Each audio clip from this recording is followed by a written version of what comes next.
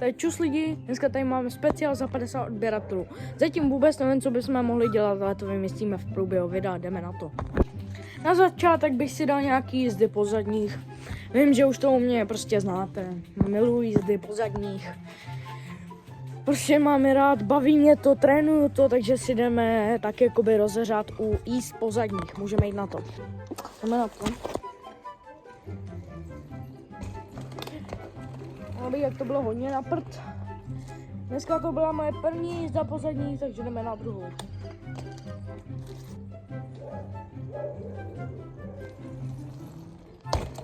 To byla druhá jízda po zadních, jdeme na třetí a asi poslední.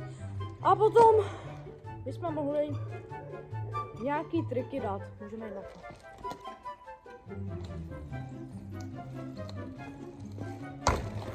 to. Dneska mi to prostě nějak nejde.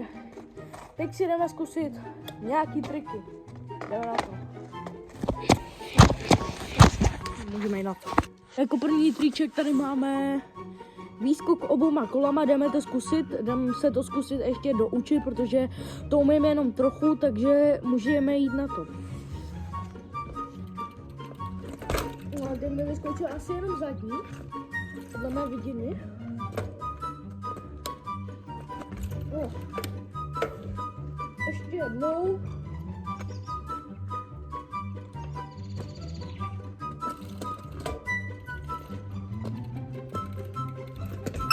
Tak by se to mělo víc.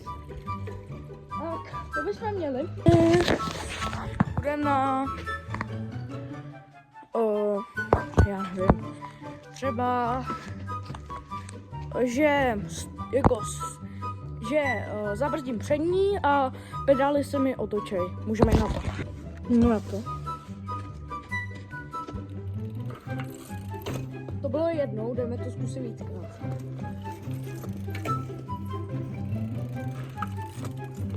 Ale to už bylo moc. Jdeme na třetí pokus. Vlastně takhle. A naskočím na to, ale tak, abych si nenarazil svoje vajíčka. Takže to bude těžký, protože takhle to je těžký docela. Takhle na to skočit, o čem jsem mohl mluvit. Narazil jsem si vajca, Takže jdeme to zkusit. Já takhle. A musíme na to naskočit.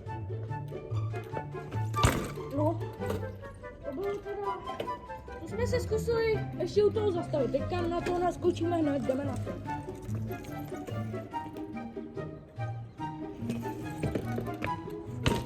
To bylo dobrý. No, jestli to tam šlo vidět.